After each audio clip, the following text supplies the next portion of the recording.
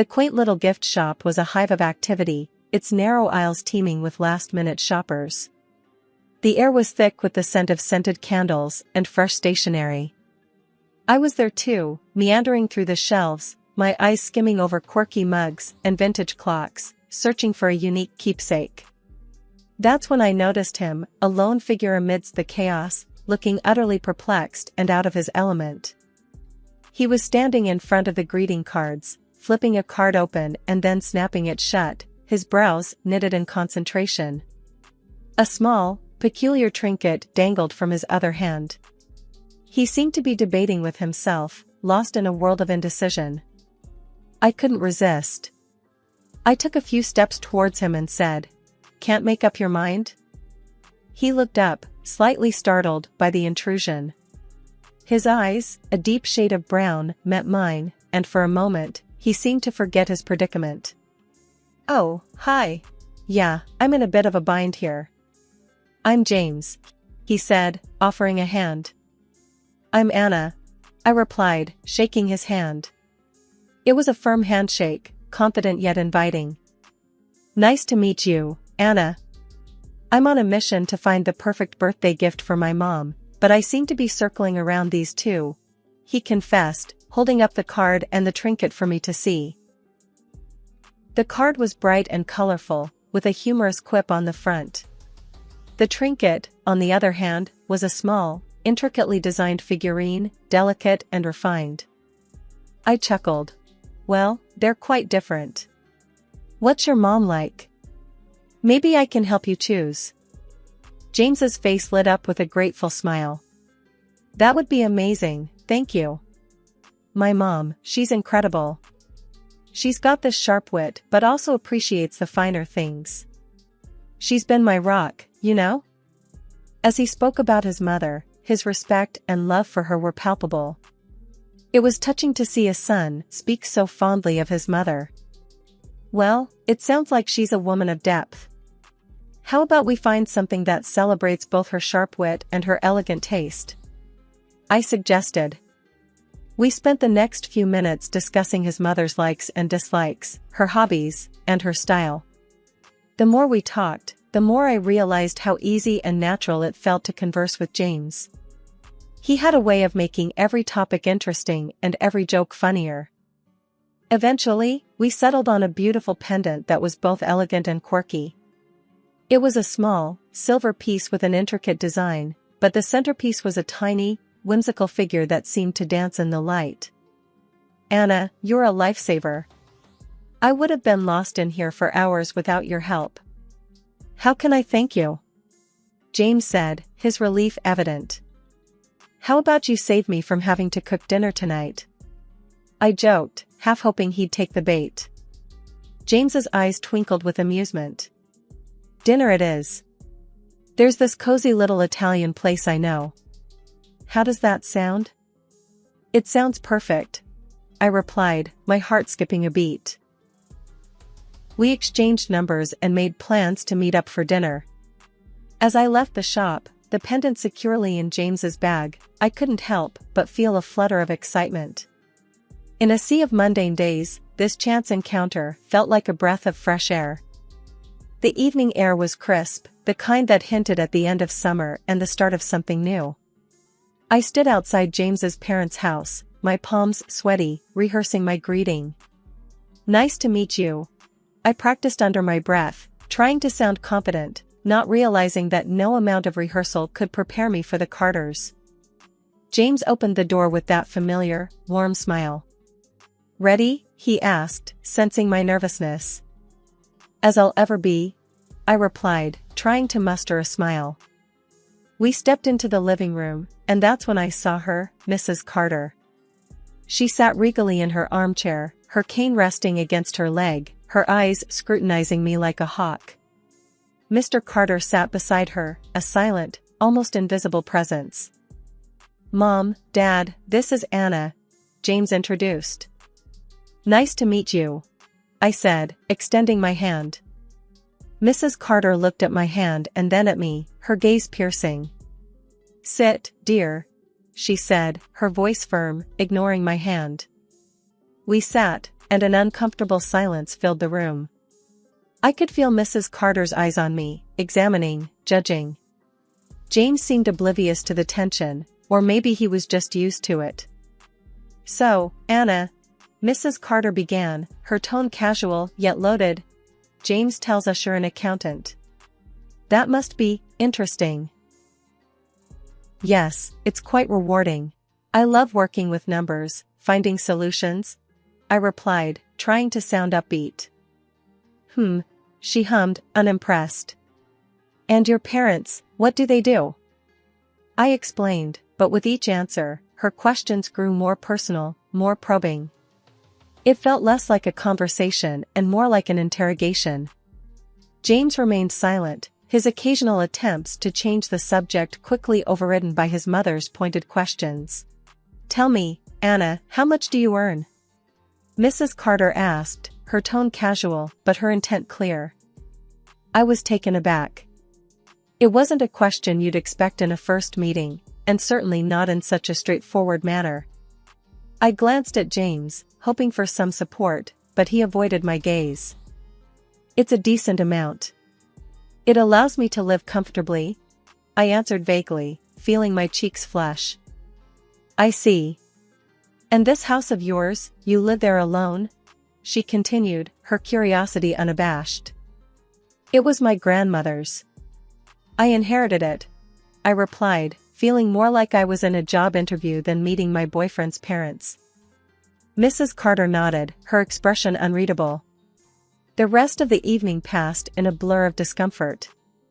Mr. Carter remained silent, his presence almost ghost-like, while Mrs. Carter's questions lingered in the air, sharp and unnerving. As we left, James seemed pleased. "That went well, don't you think?" he said, oblivious to the undercurrents.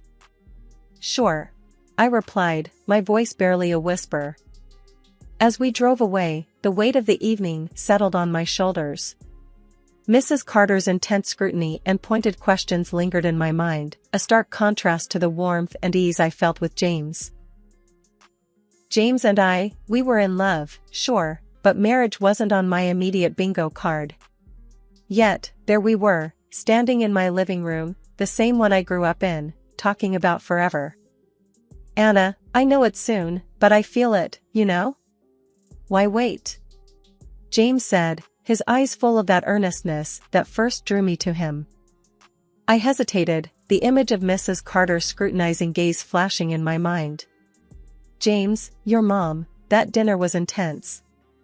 Are you sure we're ready for this step?" He took my hands in his, a comforting warmth spreading through me. "Anna, I love you. And yeah, my mom can be a bit much, but don't worry, we'll handle it together. You and me, okay?" His words were a balm, soothing away the doubts. "Okay," I whispered, the word a leap of faith. We decided on a simple ceremony. No grand gestures, no elaborate fanfare, just an intimate gathering of close friends and family. It felt right, true to who we were. But as the day approached, the butterflies in my stomach weren't just from bridal jitters. The wedding was beautiful, a small affair in my backyard. The same trees that witnessed my childhood games now stood witness to my vows. But amidst the joy, there was an undercurrent of tension, an unspoken question hanging in the air: how would the Carters fit into this new picture we were painting? James sensed it, I could tell. As we danced, his hand on my waist, mine on his shoulder, he leaned in. "Don't worry, love. We'll make it work. You, me, and yes, even my parents." I smiled, a mix of hope and apprehension. "Promise?" "Promise," he affirmed, sealing it with a kiss. But promises, I'd learn, are fragile things. The reality hit home when James and I moved into my grandmother's house. It was a quaint place, its walls holding memories of a lifetime. The ramps and low steps, once installed for my grandmother's convenience, now stood as silent testaments to her struggles and strength. "Your grandma had it all figured out, huh?" James remarked one evening, his gaze trailing over the seamless design. "Yeah, she did. She wanted to be independent, no matter what, I said, a hint of pride in my voice. It wasn't long before Mrs. Carter came to visit. Her eyes, sharp and calculating, took in every detail of the house. The way she moved, slowly, deliberately, her cane tapping against the floor, it was like she was marking her territory. "This is a nice place, Anna." "Very accommodating," she commented, her voice laced with something I couldn't quite place. I forced a smile. "Thanks, Mrs. Carter. We like it." But her next words sent a chill down my spine. "It's difficult, you know, living in a place that doesn't understand your needs. I think I'd be better off here." The statement hung in the air, a silent ultimatum. James, ever the peacemaker, tried to navigate the treacherous waters. "Mom, we can discuss this later. Let's not jump into decisions." But the decision, it seemed, was already made. In her mind, Mrs. Carter had found her new abode. And as I looked into James's eyes, searching for the reassurance I so desperately needed, I realized that our swift marriage was about to face its first real test. The day the Carters moved in, the house changed. It wasn't just the extra shoes by the door or the additional toothbrushes in the bathroom. It was like the air itself shifted, dense with the weight of their presence. I was in the kitchen, trying to make sense of the chaos that had become my pantry, when Mrs. Carter hobbled in. Her cane clicked against the floor, a sound that was quickly becoming the soundtrack of my life. "Anna, dear, I was thinking," she started, her voice cutting through the silence. "This shelf is too high. I can't reach anything. You should rearrange it." I bit my lip, holding back a sigh. "Sure, Mrs. Carter. I'll take care of it. And another thing," she continued, oblivious to my growing frustration, "Mark and I should take the bedroom downstairs. It's just too much for me to climb up and down." "But that's our bedroom," I protested weakly, the reality of the situation sinking in. She gave me a look, one that said my comfort was secondary. "Well, it's just practical, dear. You're young, you can manage." Before I could respond, Mr. Carter entered, his presence like a shadow, always there, but never quite tangible. "Is everything all right here?" he asked, his voice neutral.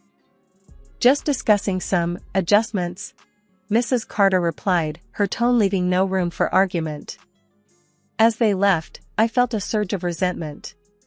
My home, my sanctuary, was being dismantled, piece by piece, and I was expected to smile and nod. The days that followed were a blur of demands and critiques. Mrs. Carter had an opinion on everything: how the furniture should be arranged, what meals should be cooked, how the house should be cleaned. And every evening, James would come home to a battlefield, his attempts to mediate often ending in heated arguments. "Anna, we need to be understanding. They're adjusting," he'd say, trying to calm the storm. "Adjusting? James, they're not adjusting, they're invading. This is our home, not a hotel for your parents," I'd retort, my patience wearing thin. But the breaking point came one evening, over dinner. Mrs. Carter had made some offhand comment about the meal, how it wasn't to her liking. Something inside me snapped. "Mrs. Carter, I understand you're used to things a certain way, but this is my home too. I'm doing my best here," I said, my voice trembling with suppressed anger. She looked at me, her eyes cold and unyielding. "Your best isn't good enough, dear. Maybe if you spent less time at that job of yours and more time here, things would be different." I looked at James, desperate for support, but he remained silent, his gaze fixed on his plate. In that moment, I realized the gravity of the situation. I was an outsider in my own home, my life hijacked by the unwelcome presence of the Carters. The tension in the house was like a thick fog, impossible to ignore. Every morning, I woke up to the same routine: prepare breakfast for 4, rush to work, then come back to a list of complaints and demands. It was like living with a ticking bomb, never knowing when the next explosion would be. One evening, I was in the kitchen, trying to juggle preparing dinner and responding to a flurry of work emails when Mrs. Carter came in, her cane tapping a steady, irritating beat on the floor. "Anna, this kitchen is a mess. And what's for dinner? I hope it's not that bland chicken dish you made last week," she said, her voice dripping with disdain. I clenched my jaw, fighting the urge to snap back. "I'm doing the best I can, Mrs. Carter. And it's pasta tonight." She sniffed, making it clear what she thought of my best. "You know, if you weren't so tied up with that job of yours, maybe you'd manage the house better." That was it. The final straw. I turned to face her, my hands trembling with frustration. "Mrs. Carter, I'm working this job to support us. And I'm also trying to manage the house. I'm only one person. I can't do everything." Her eyes narrowed. "Well, maybe you should consider working from home then. That way, you can keep an eye on the house and still do your job." I was flabbergasted. Work from home? Just so I could clean up after them and cook on demand? The thought was suffocating. "James and I have been talking, and we think it's the best solution," she continued, as if reading from a script. I felt a surge of anger. "You've been talking? And what about me? Don't I get a say in this?" Just then, James walked in, and I turned to him, hoping for some support. "James, please tell me you don't agree with this." He looked uncomfortable, caught between his mother and his wife. "Anna, it's just... Mom has a point. It would make things easier." "Easier? For whom? Certainly not for me." I felt like I was drowning, and the people who were supposed to throw me a lifeline were instead pushing me further under. "James, this is not about making things easier. It's about respect and boundaries. Your parents moved into my house, and now they're trying to dictate how I live and work. This is not okay," I said, my voice rising with every word. Mrs. Carter interjected, her tone patronizing. "Anna, dear, we're family now. We should be helping each other, not arguing over trivial things." Trivial things? My job, my independence, my sanity, were these trivial things? I looked at James, searching his eyes for the man I married, the man who promised to stand by me. But all I saw was indecision, a man torn between his wife and his mother. Under the relentless pressure from Mrs. Carter and the passive compliance of James, I found myself boxed into a corner with no escape. The air in the house was thick with my silent acquiescence as I reluctantly agreed to work from home. Each day melted into the next, a monotonous blend of keystrokes, cooking, and cleaning, all under the watchful, often disapproving, gaze of Mrs. Carter. James, for his part, seemed blind to the imbalance, content to let the scales tip ever in favor of his parents. Then came that fateful evening, the one where the weight of my silence became too heavy to bear. We were gathered around the dinner table, the air heavy with the scent of the meal I had spent hours preparing. Mrs. Carter was mid-complaint about the seasoning of the chicken when I finally found my voice. "I'm tired," I said, the words falling from my lips like heavy stones. "I'm tired of trying to balance work and taking care of everyone's needs.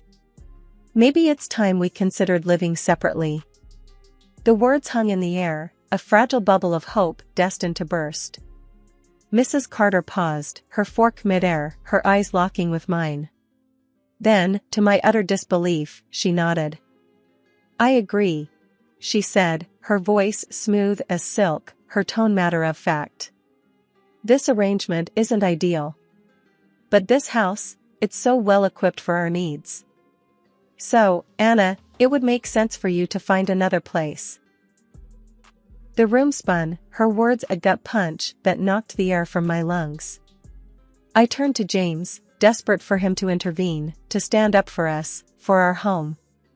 But the man I looked to for support merely echoed his mother's sentiment.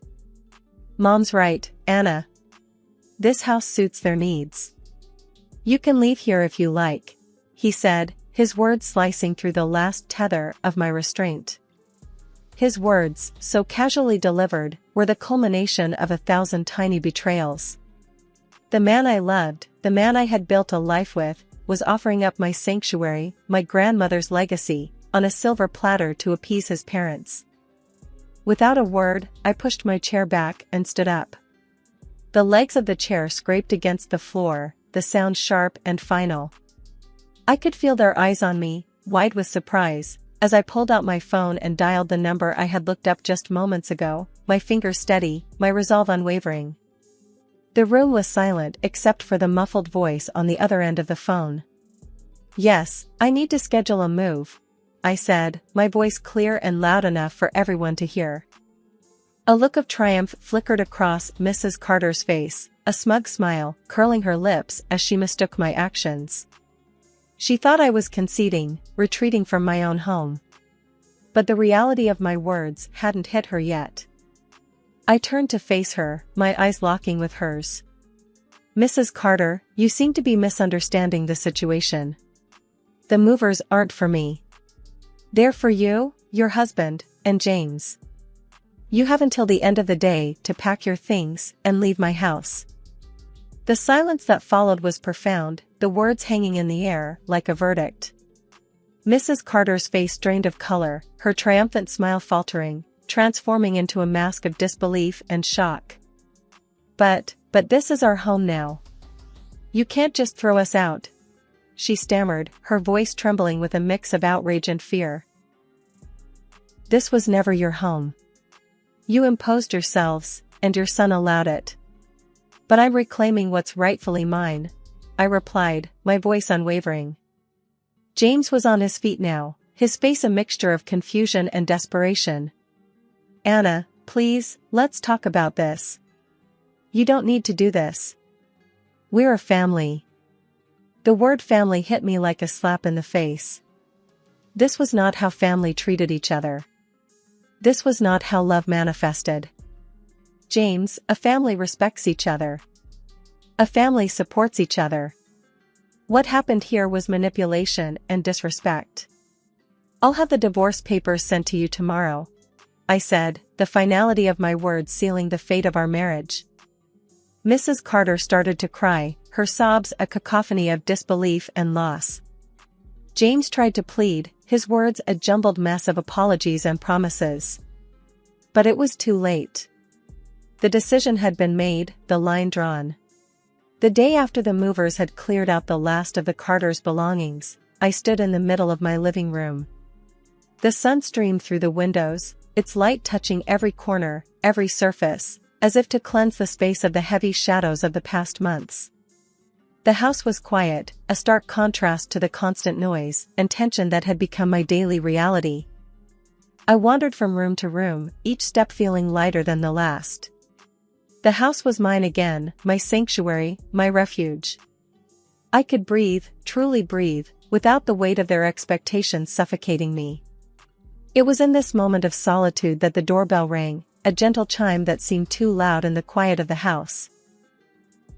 I opened the door to find my friend Sarah standing there, a warm smile on her face and a casserole dish in her hands. "Heard you might need some company and comfort food," she said, stepping inside. We made our way to the kitchen, the aroma of the casserole filling the space, a scent of normalcy, of home. As we sat down at the table, Sarah reached for my hand, her touch grounding. "So, what now?" she asked, her voice soft but curious. I took a deep breath, the future a blank canvas before me. "Now, I start over. I rebuild, on my terms. It's daunting, sure, but also liberating." Sarah nodded, her eyes reflecting understanding and support. "You know, sometimes the best beginnings come from the hardest endings. You've got this, Anna. You're stronger than you think." Her words resonated, a gentle reminder of the resilience that had carried me through the storm. "I guess it's time to find out what I'm really made of," I said, a tentative smile on my lips. The conversation flowed, the comfort of old friendship wrapping around me like a warm blanket. We talked about everything and nothing, the laughter and chatter a balm to my weary soul. And as the sun dipped below the horizon, painting the sky in hues of orange and pink, I realized that this was more than just a new beginning. It was a chance to rediscover myself, to redefine my boundaries, to live my life unapologetically.